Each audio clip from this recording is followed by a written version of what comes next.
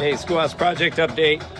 I'm in the half bath here, and we've got everything insulated except we had this wainscoting still on, and we didn't want to disturb it at first, but then realized that it would have been a bad idea not to insulate behind that. So I am carefully taking it all apart and setting it off to the side.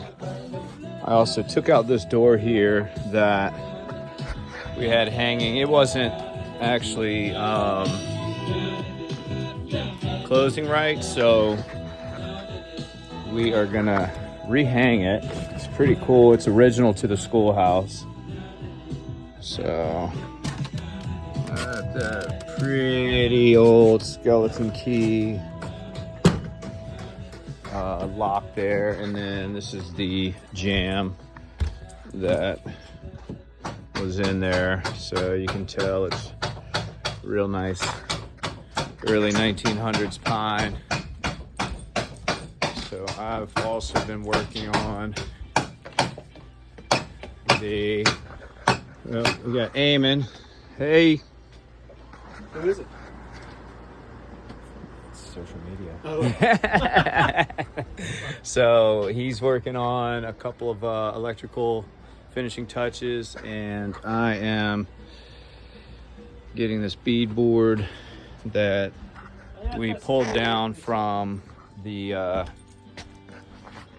old classroom ceiling that was right about this level here. So that's being reclaimed and also put here in the office. It's gonna go all the way that way. So that's where we're at. We had the inspector come out.